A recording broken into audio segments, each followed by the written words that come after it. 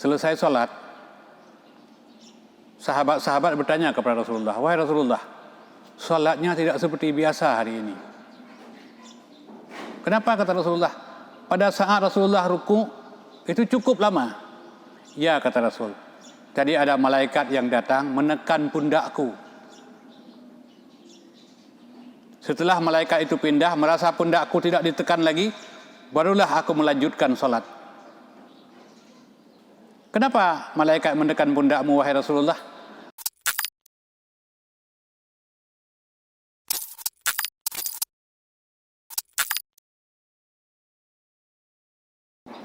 Bismillahirrahmanirrahim. Assalamualaikum warahmatullahi wabarakatuh. Alhamdulillah, wassalatu wassalamu ala rasulillah la nabiyya ba'dah. Saudara-saudara, para pengunjung, para hadirin yang telah berhadir pada pertemuan ini, kembali kepada Allah Subhanahu wa taala kita mengucapkan segala puja dan puji yang kita rangkai dengan ucapan selawat buat Rasulullah sallallahu alaihi wasallam.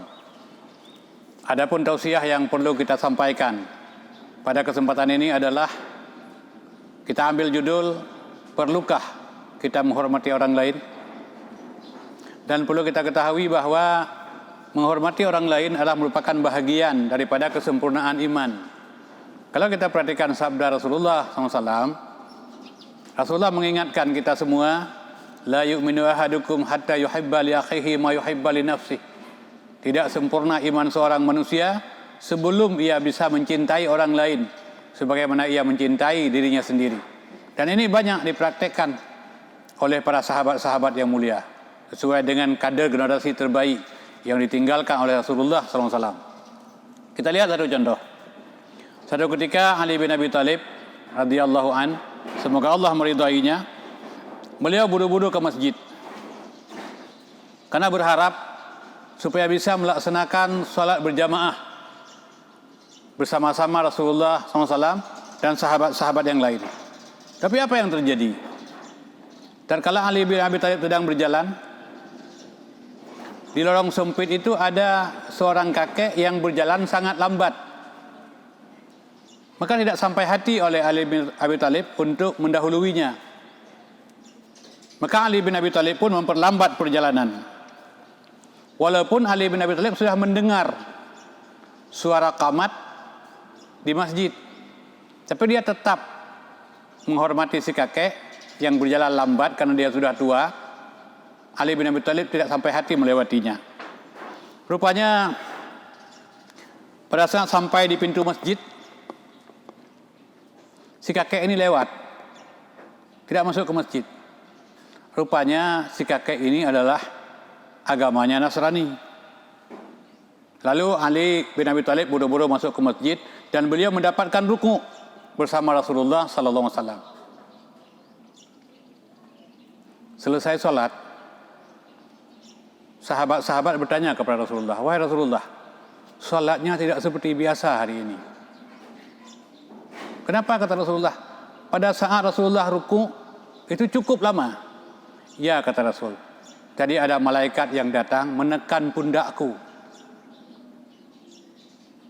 Setelah malaikat itu pindah, merasa pundakku tidak ditekan lagi, barulah aku melanjutkan sholat. Kenapa malaikat menekan pundakmu, wahai Rasulullah? Aku juga tidak tahu, kata Rasul. Kemudian tak lama malaikat muncul. Rasulullah bertanya kepada malaikat, "Kenapa malaikat menekan pundakku?"